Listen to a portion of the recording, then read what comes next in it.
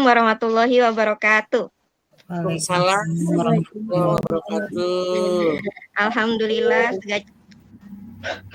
Alhamdulillah segala puji bagi Allah Subhanahu wa taala, Tuhan semesta alam, atas nikmat dan izinnya kita bisa bertemu kembali ya di ruang kolaborasi sudah modul 3.1.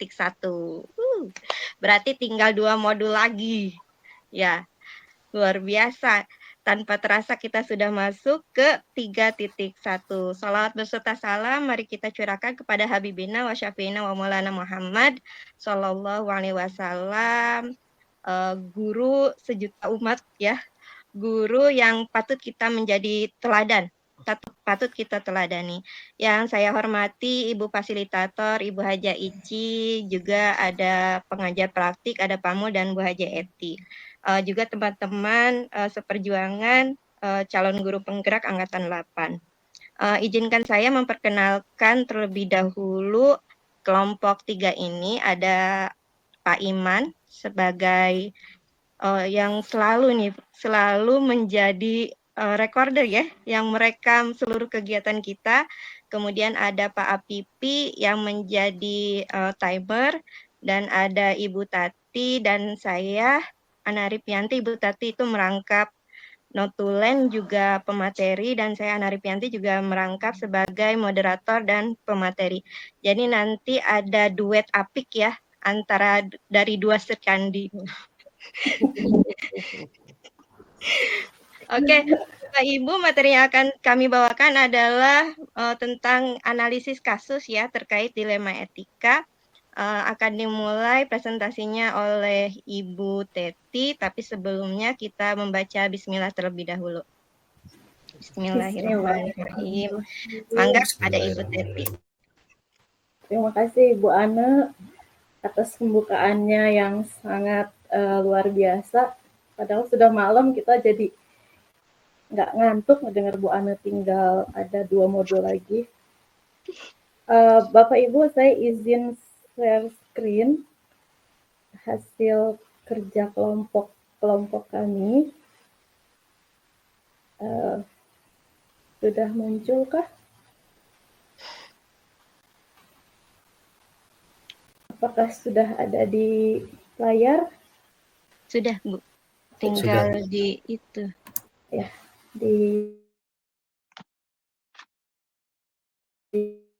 dibesarkan ya. Ya, jadi ini adalah hasil dari kolaborasi kami berempat tentang studi kasus dilema etika yang anggota kelompoknya tadi sudah disebutkan oleh Bu Ana. Ini saya presentasikan lagi, ada foto-fotonya. Terdiri dari Pak Iman, Pak Atipi, saya Teti Rahmawati, dan Ibu Ana Arifianti. Dilema etika benar versus benar adalah situasi yang terjadi ketika seseorang harus memilih antara 2 pilihan, di mana kedua pilihan secara moral benar tetapi bertentangan.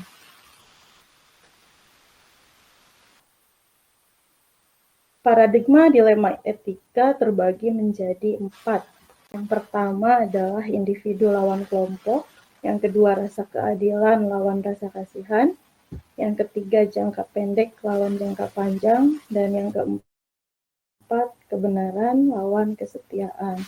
Prinsip dilema etika ada 3. Yang pertama berpikir berbasis hasil akhir, yang kedua berpikir berbasis peraturan, dan yang ketiga berpikir berbasis rasa peduli.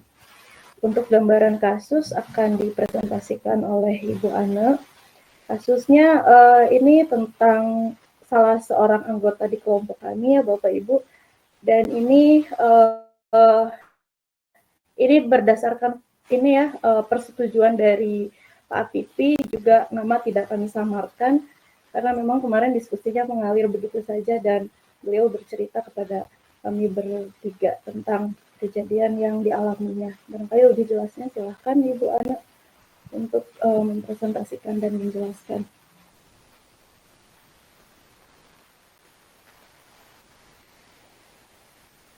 Bu Ana? Belum dibuka, Bu. Belum dibuka, Bu. Oh. Ya, terima kasih. Okay. Ya, Bapak Ibu, kasus yang kami angkat sederhana ya, mungkin tidak seperti kasus sebelumnya yang rumit. Jadi saya akan membacanya dan akan membuatnya menjadi rumit, gitu ya. Jadi gambaran kasusnya adalah Pak Pipi, kami tidak menyamarkan karena Pak Pipi ini pemberani ya. Pak Pipi ini pemberani seperti yang tadi disamarkan ya, R dan S gitu ya. Kalau yang ini pemberani sekali Pak Pipi. Jadi kasusnya adalah pada suatu pagi yang sangat cerah, luar biasa cerahnya, matahari bersinar, ya. Ada seorang guru yang pergi ke sekolah pada hari Senin, tepatnya saat itu tanggal 11 September 2023. Sebutlah Pak Pipi. Pak Pipi ini berangkat menggunakan Pak Pipi berangkat menggunakan motor. Maaf. Ketika di jalan ya beliau bertemu dengan temannya. Jadi temannya ini ada di jalan menggunakan motor, berhenti di jalan gitu ya sambil nelpon lah. Tanpa melihat ke Pak Pipi. Nah, Pak Pipi sempat terpikir tuh pada saat itu untuk berhenti sebentar. Tapi pada akhirnya karena takut terlambat ya, karena Pak Pipi saat itu dia punya amanah gitu menjadi pembina upacara. Karena takut terlambat juga di mana siswa sudah sangat menunggu Pak Pipi untuk menjadi pembina. Maka Pak Pipi melanjutkan perjalanan gitu dan akhirnya Bu Neninya ditinggal gitu. Nah, setelah sampai ke sekolah, setelah upacara selesai baru ditanya kepada Bu Neni, ternyata beliau tadi sangat membutuhkan pertolongan karena motornya mogok gitu.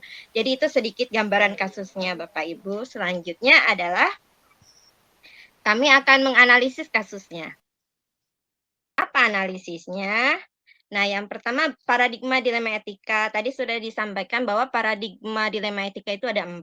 Nah, dalam kasus ini, paradigma yang kami sepakati berdasarkan hasil diskusi adalah rasa keadilan melawan rasa kasihan. Kenapa? Adanya dilema ketika Pak Pipi memilih keputusan untuk langsung pergi ke sekolah gitu ya. Meninggalkan Ibu Neni yang berhenti di pinggir jalan tanpa bertanya tentang kondisinya terlebih dahulu. Jadi Pak Pipi memilih kewajibannya, tanggung jawabnya sebagai pembina upacara dan meninggalkan Ibu Neni.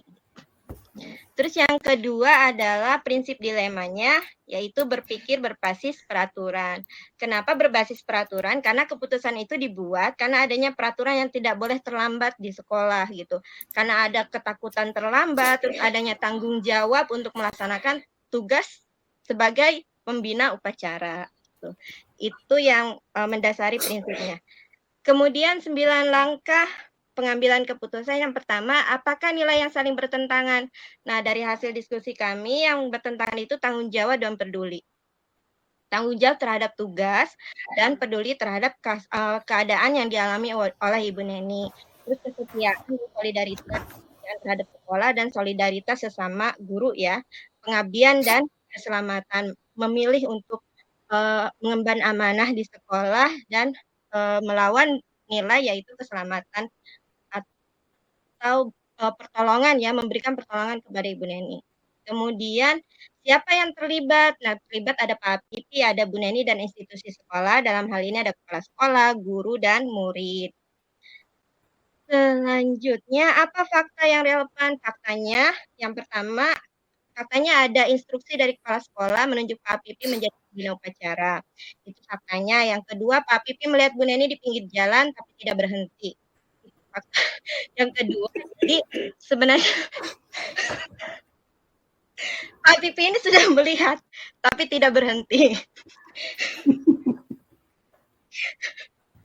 Jahat Terus Pak Pipi. yang membuat ini karena Bu Neni ternyata tidak melihat Pak Pipi. Kemudian waktu menunjukkan sebentar lagi upacara dimulai, jadi ada kekhawatiran Pak Pipi untuk terlambat gitu ya. Kemudian Pak Pipi baru mengetahui kondisi Bu Neni setelah Bu Neni tiba di sekolah. Selanjutnya, Bu. Ya, pengujian benar atau salah, adakah aspek pelanggaran hukum? Tidak ada tentunya ya, karena Pak Pipi tidak melanggar KUHP, tidak melanggar Undang-Undang Dasar dan sebagainya. Kemudian Apakah ada pelanggaran kode etik profesi? Juga tidak ada ya. Kami sudah melihat kode etik profesi tidak ada yang terkait dengan hal ini. Kemudian selanjutnya, berdasarkan perasaan intuisi Anda, apakah ada yang salah dalam hal ini? Nah, ini sudah dikonfirmasi juga bahwa ada ya berdasarkan intuisinya, meskipun Pak Pipi itu meninggalkan gitu ya, tapi beliau berpikir seandainya kalau saya berhenti, apakah saya dapat membantu gitu, membantu Bu Neni tersebut. Kemudian, apa yang Anda rasakan bila keputusan Anda dipublikasikan ya, yang namanya sekarang kan semuanya serba viral ya, gitu. Tentu saja ada kekhawatiran gitu ya, bagaimana kalau nanti ada yang merekam kemudian, berupa penggalan-penggalan ya, tentunya akan ada yang mispersepsi gitu. Nah ini membuat, tidak nyaman karena akan ada kekhawatiran orang yang berpikir yang salah gitu. Selanjutnya, apa keputusan yang akan diambil?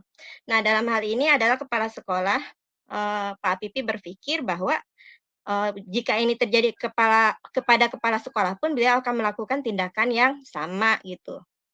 Jadi, pergi ke sekolah dan menjadi pembina. Kemudian jika situasinya adalah situasi dilema etika, paradigma mana yang terjadi pada suatu tersebut? Yang jelas tadi sudah dibacakan juga bahwa paradigmanya adalah rasa keadilan melawan rasa kasihan. Kemudian prinsipnya juga sama, tadi sudah prinsip berbasis peraturan. Karena yang didahulukan oleh Pak Pipi adalah kewajiban ya dan tanggung jawab untuk menjadi pembina upacara. Selanjutnya, apakah ada sebuah penyelesaian yang kreatif? Pada saat itu Pak Pipi hanya dihadapkan pada 2 pilihan, apakah berhenti untuk menolong dan dia terlambat, bahkan tidak menjadi pembina upacara, atau melanjutkan, eee eee ke sekolah, datang tepat waktu, menjadi pembina upacara, tapi tidak mampu menolong Ibu Neni, gitu. Nah, hanya 2 keputusan itu, jadi tidak ada keputusan yang ketiga, yang keempat, karena mungkin waktunya juga ya, mepet sekali, gitu. Terus yang selanjutnya, apa keputusan yang akan Anda ambil? Keputusan yang Papi ambil sudah tentu adalah melanjutkan perjalanan dan meninggalkan Bu Neni. Kemudian nah, kalau ini refleksi ya, hasil dari pengamatan kami terhadap kasus ini. Nah, kalau kami refleksikan, jika dihadapkan pada kejadian yang sama, maka Pak Pipi akan mengambil keputusan yang berbasis kepedulian. Kalau tadi berdasarkan peraturan, maka harusnya berdasarkan pada kepedulian. Opsi lain yang bisa Pak Pipi ambil adalah, misalnya tadi hanya dapat 2 opsi, ternyata bisa juga muncul opsi yang ketiga, yaitu bisa saja Pak Pipi datang ke sekolah, kemudian datang ke sekolah langsung menghubungi Bu Neni setelah sampai di sekolah untuk menanyakan kondisinya. Nah, kalau kita tahu apakah Bu Neni membutuhkan bantuan, kan bisa dikirimkan bantuan. Mungkin, itu saja. Yang terakhir nah, kalau yang ini daftar tugas checklist ya, tadi checklist untuk kelompok 2 gitu. Oh ya, sudah. Terima kasih Bapak Ibu. Demikianlah ya presentasi dari kami yang sangat sederhana ini. Kurang lebih-lebihnya mohon maaf. Terima kasih. Jika nanti ada yang menanggapi ini kelompok 1 ya, yang menanggapi kelompok 1. Mangga kelompok 1 dipersilahkan.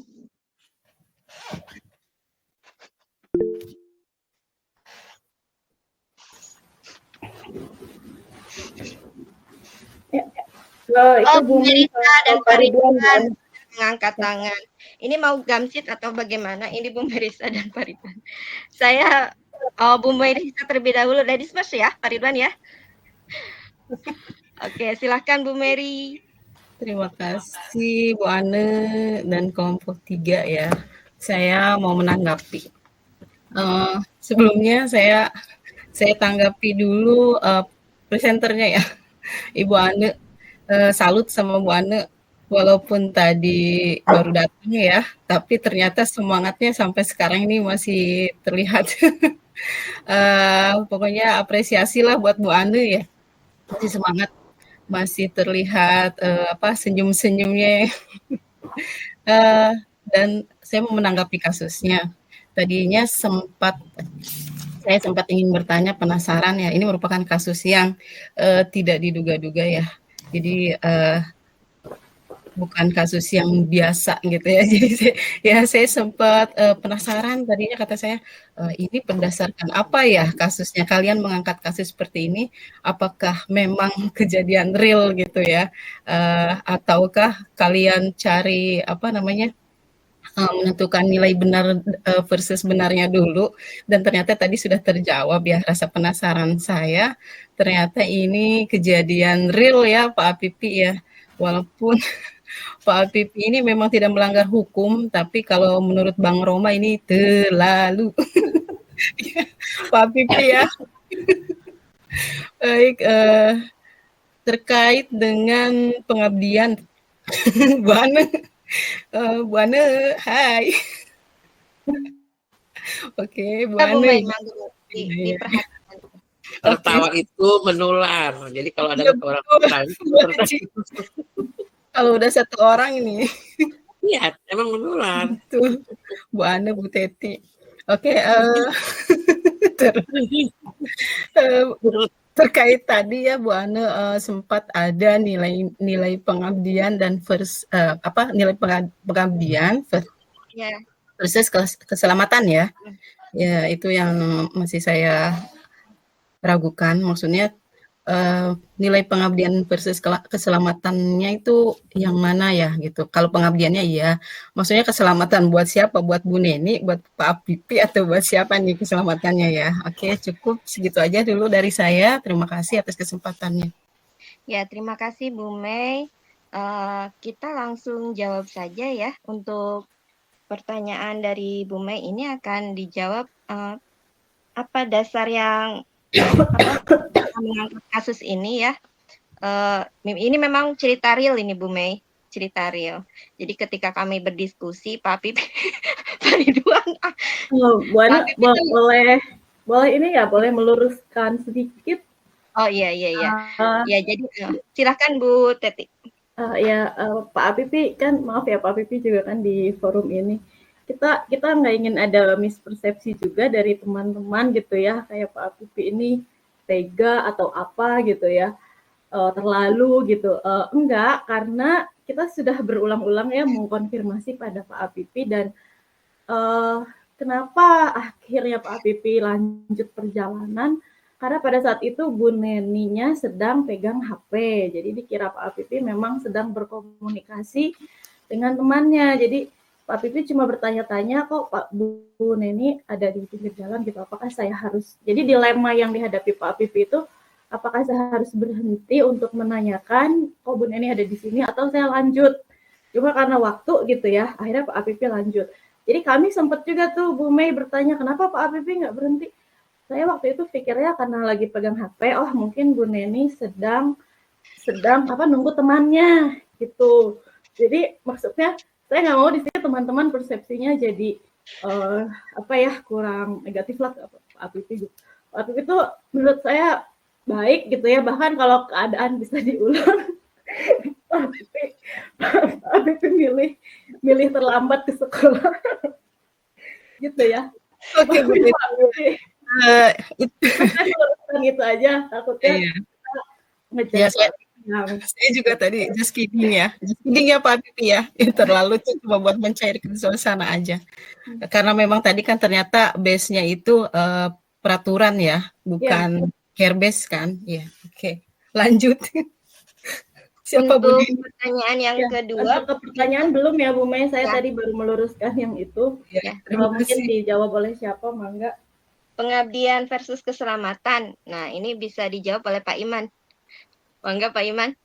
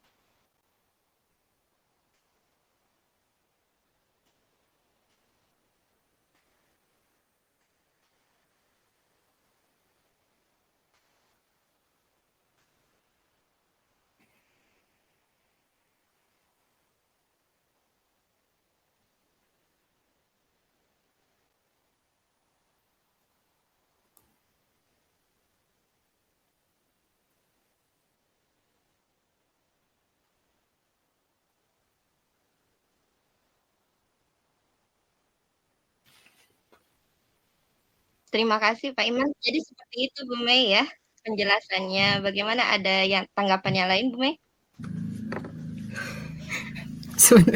Oke.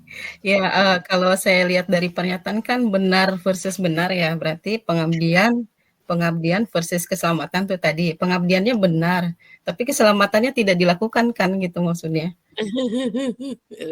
Harusnya kan opsinya antara apa namanya benar dengan benar gitu ya, lawan benar lawan benar, tapi keselamatannya enggak kan, nggak dilaksanakan ya, bukan.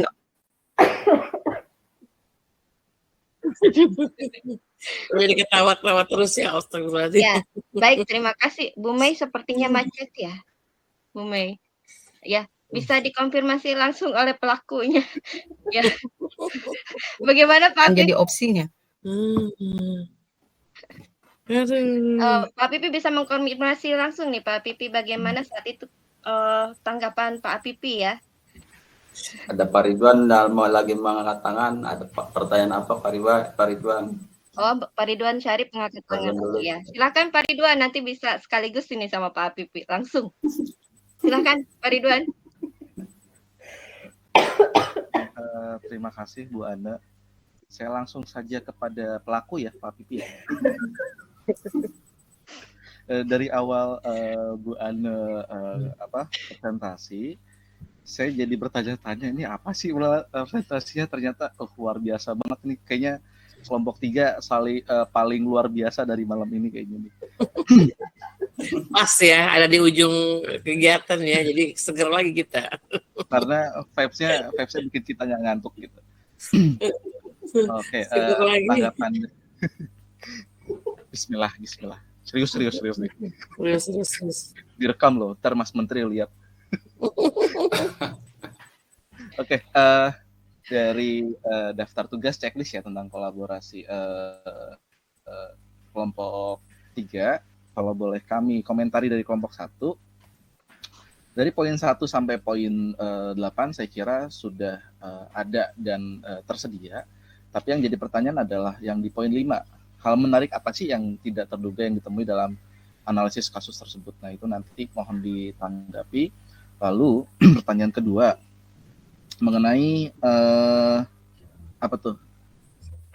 yang pengambilan keputusan. Yang tadi pengambilan keputusannya benar versus benar. Kalau tadi yang ditanyakan oleh Bu Mei adalah pengabdian keselamatan. Kalau saya kesetiaan dan solidaritas, itu maksudnya apa? Pertanyaan kedua. Lalu ketiga mengenai aspek pelanggaran hukum. Kan kalau kata kelompok 3 tidak ada ya. Kalau menurut saya ada di KUHP itu perbuatan tidak menyenangkan jadinya itu.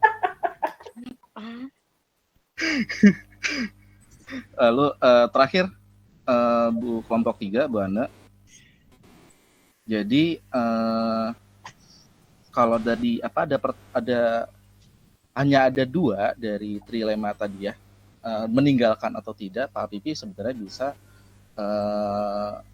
kalau saya bisa memberikan masukan, Pak Pipi bisa menanyakan terlebih dahulu, paling tidak butuh waktu 1 menit kenapa, lalu baru berangkat gitu kan. Gitu sih, itu saja ya tanggapan dari saya. Terima kasih. Assalamualaikum warahmatullahi wabarakatuh. Luar biasa. Baiklah, terima kasih. Mohon izin semuanya. Oh iya, Pak Pipi bisa langsung menanggapi katanya. Mangga Pak Pipi. Mau Bu Anu dulu yang menanggapi, karena lebih tahu Bu Anu daripada saya ya untuk jawabannya kayaknya. Walaupun ya, saya pelakunya. Ya, Pak Pipi bisa langsung menjawab kok, mangga. Silahkan. Oh ya, sebenarnya seperti kasus ini, ketika kayak kami untuk mencari suatu kasus yang akan diangkat, di antara kami kesulitan mencari kasus, ternyata untuk kasus yang di sekeliling itu saya punya kasus seperti ini, dan saya ceritakan kasus seperti yang saya alami dan masih hangat kemarin itu yang terjadi. Dan untuk yang kemarin terjadi itu, kenapa saya bisa meninggalkan Bu Neni atau tidak berhenti dulu? Pada saat itu saya dalam perjalanan ketika melihat Bu Neni dalam kondisi baik-baik saja, hanya memegang telepon HP-nya. Dan pada saat itu juga saya berpikiran, wah nggak apa-apa, karena saya tidak tahu keadaan Bu Neni bahwa Bu Neni tersebut membutuhkan pertolongan.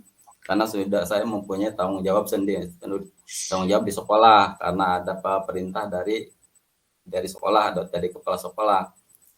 Dan saya mengetahui hal tersebut bahwa Bu Neni membutuhkan pertolongan itu setelah Bu Neni datang dan saya mengecek melihat dari pesan yang ada di WhatsApp.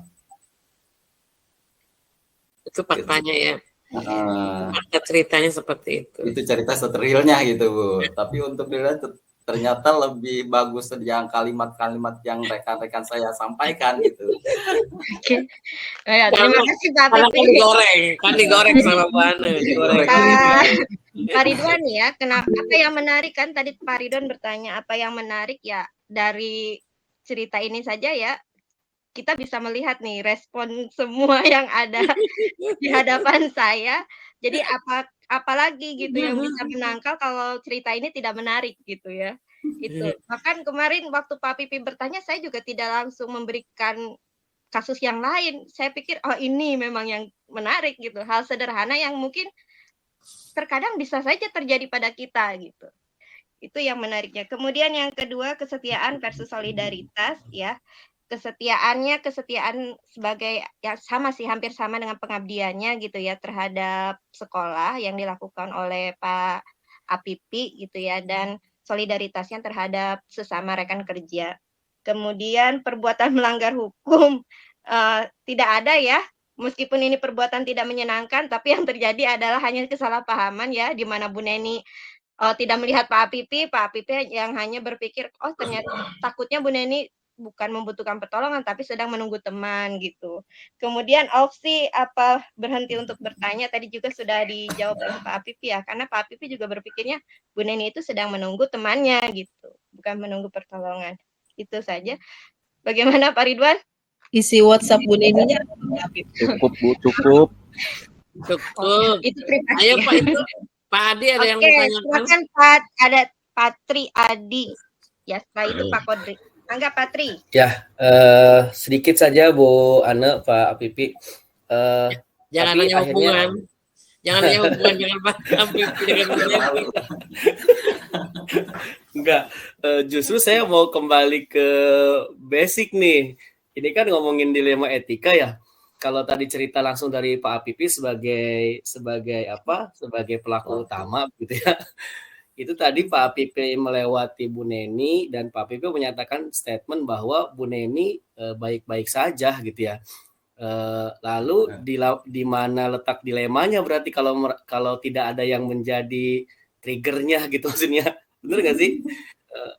Kan Pak Apipi bilang oh baik-baik saja, sudah saya lanjut, berarti kan kayak tidak ada pertimbangan apapun yang menjadi dilema dalam hati Pak Apipi dalam mengambil keputusan karena keputusannya lebih cenderung ya lanjut jalan jadi pembina upacara. Ini saya kembali ke basic ya Pak Pipi. Berarti saya tidak menemukan letak dilemanya berarti Pak Pipi karena Pak Pipi dengan sangat mudah memutuskan begitu. Terima kasih. Oh iya. Baiklah Pak Patri. Dalam pikiran saya mungkin baik-baik saja itu Bu Neni pada saat perjalanan karena saya tidak berhentinya itu ini tidak mengalami hal yang parah atau hal yang gimana gitu ya karena mungkin kan saya kondisi Bu Neni itu nggak tahunya bahwa hanya kekurangan bensin kendaraannya dari yang sadari dari setelah saya mendengarkan cerita dari Bu Neni tersebut atau saya juga sempat berpikir dalam perjalanan mau melambatkan kendaraan saya apakah saya berhenti dulu tapi dalam pikiran tapi Bu Neni nggak apa-apa takut nunggu temannya seperti yang Bu Ane tadi sampaikan itu ya karena seperti biasa Bu Neni itu kalau ke sekolah bersama temannya apakah dan pada saat itu Bu hanya sendirian apakah Bu Neni menunggu temannya di sini atau enggak adalah kalau seperti saya lihat itu saya berangkat dari saya meneruskan perjalanan untuk menjadi anggota pembina upacara. Oke, gimana Ya. Pak Adi? Bagaimana Patri? Oh, Jadi tetap ada proses pergulatan batin dia. Apakah saya berhenti, apakah saya lanjut. Setelah lanjut pun sepanjang perjalanan itu mungkin Pak Apipi masih merasakan hal yang sama gitu. Ada apa dengan Bu Neni? Berarti emang ada perhatian khusus juga sih sebenarnya. Ada keraguan ya, kalau boleh menambahkan sedikit. Iya, ada Kalau dari dilema. Pak Pipi ada keraguan gitu. Makanya tadi kan Patri ingin tahu dilemanya. Pak Pipi ada keraguan di situ untuk menolong Berhenti. atau terus gitu. Berarti Iya. menanyakan tetap. Oke. Sudah? Seperti itu ya, Pipi. Pak Kodri tadi. Ada Pak Kodri silakan. sedikit aja Bu Oh, Hana. mangga Pak Kodri. Ini memang berhubungan dengan hati nurani ya Pak Pipi, luar biasa. Saya salut kasus ini sebetulnya sederhana tapi luar biasa pemikirannya bergejolak di dalam hati Pak Pipi. Kasus baru ini Hanya Pak. ingin ya betul. Ini jarang-jarang loh di sekolah nggak ada. Dilema pasti ada. Tadi yang sudah kalau Bu Haji bergejolak dalam hati Pak Pipi, apakah saya harus menolong atau tidak. Cuman yang ingin dipertanyakan oleh saya, setelah ada konfirmasi Pak Pipi melihat chat WA group, apakah ada konfirmasi ulang, kemudian apa sih yang disampaikan oleh Ibu Reni terkait dengan apa yang disampaikan oleh Pak Pipi atau kejadian yang tadi berjalan begitu. Ya, Aja Pak baik. Pipi. Terima kasih Pak Kodri. Ini sepertinya Pak Kodri penasaran ya? Iya. Lanjutan ceritanya. Kalau kita sebutnya Iya, lanjutan kepo nih, ceritanya. oke, kepo, knowing every particular object. Kepo. Silahkan Pak Pipi, dikonfirmasi Pak Pipi, ya sekalian ini. Harus Iya, Jadi bisa. bisa lihat prosesnya, proses dilemanya seperti apa kan begitu. Aduh. Saya mengetahui bahwa Bu Neni dalam keadaan membutuhkan pertolongan itu ketika saya setelah selesai menjadi pembina upacara dan bertemu dengan Bu Neni. Dan saya tanya, kenapa Bu Neni tadi di jalan? Tadi waktu di jalan kekurangan bensin kendaraannya. Oh, dikira saya Bu Neni sedang menunggu temannya. Ternyata Bu Neni itu kekurangan bensin. Kalaupun saya tahu, mungkin saya akan meminta bantuan kepada teman rekan-rekan yang lain atau ada di sekitar itu, di sekitar daerah itu ada ojek, saya meminta bantuan membelikan bensin dan saya bisa melanjutkan perjalanan tersebut. Seperti itu, Pak. Iya, terima kasih Pak Pipi. Jadi seperti itu Pak Kodri konfirmasinya ya. Dikonfirmasi ulang kok ke Bu Neninya gitu. Ya, Clear ya. semoga tidak ada lagi rasa penasaran di hati kita semua ya Bersambung mengenai ya. kasus ini. Bersambung Ya. pasti, bersambung. Ya, kita tutup saja, bisa dilanjutkan dengan dari Ibu Fasilitator Ibu Haja Iki. Ya, dari kami cukup sekian. Mohon maaf. Terima kasih, luar biasa. Assalamualaikum warahmatullahi wabarakatuh. Waalaikumsalam warahmatullahi wabarakatuh. Penuh tawa ceria. Ya. Terima kasih karunia Allah, kuasa Allah ya. Malam ini sudah di penghujung kegiatan kita di titik 22.06, tapi semuanya masih tertawa-tawa, ceria, bahagia, dan mudah-mudahan ini bagian dari binar-binar kebahagiaan ini, tandanya kita ikhlas menjalani semuanya. Tidak ada yang merasa tertekan, tidak ada yang merasa terpaksa. Hanya suara-suara Bu Ona malam ini tidak terdengar ketawa yang ngakaknya kemana. Biasanya Bu Ona juga paling kenceng kalau ketawa. Baik Bapak Ibu hebat semua, emang Pak Pipi sebenarnya sederhana ya. Tetapi di balik kesederhanaan itu manakala diceritakan oleh Bu Ane jadi sesuatu yang luar biasa, berenergi, yang membuat kita semua tertawa. Sampai saya benar-benar sakit perut nahan tawa gitu kan. Kalau tidak malu dengan Bapak Ibu semua, saya pasti ngakaknya lebih frekuensinya lebih kencang gitu. Nah inilah nikmatnya hidup, dan kita bersyukur ya malam ini masih bisa tertawa-tawa. Nah kaitan dengan kasus ini, saya sangat setuju bahwa di situ memang sudah muncul dilema Tetapi dilemanya itu muncul itu sebelum keputusan kan, sebelum keputusan Pak Apipi mengambil keputusan untuk lanjut karena dia berbasis ke peraturan bahwa sudah ada aturannya, sudah ada perjanjiannya, sudah ada jadwalnya dia jadi pembina upacara. Jadi apapun yang terjadi dia harus segera sampai ke sekolah. Nah, itu sampai di situ. Jadi dilemanya apakah saya berhenti walaupun Bu Neni tidak melihat atau saya lanjut. Itu dilema di situ muncul Pak Adi. Nah, saya sangat setuju dengan pilihan Pak Apipi karena di sini Pak Apipi lebih mementingkan kepada keputusan itu mementingkan siswa ya. Karena kalau Pak Apipi dia batal atau gagal jadi pembina, berarti dia menolong Ibu Neni, berarti kepentingan dia lebih mementingkan kepentingan menolong Bu Neni. Bu Neni bukan siswa kan, hanya sebagai rekan kerja. Jadi keputusan yang sangat tepat Pak Apipi selain taat dengan peraturan sangat menginspirasi buat kita karena ini pengalaman pribadi. Yang lebih salutnya lagi, kita tuh kebiasaan yang namanya HP kan sering sekali dielus-elus, dibaca lagi, dibuka lagi. Ini Pak Apipi dari rumah sampai sekolah berarti terbuka-buka HP gitu. Sampai lihat Bu Neni pun dia tidak terinspirasi untuk ngecek HP gitu. Padahal kalau waktu itu Pak Apipi pegang HP, dibuka tahu masalah Bu Neni kan, karena ini seorang Pak Apipi itu betul-betul ya begitulah gambaran Pak Apipi.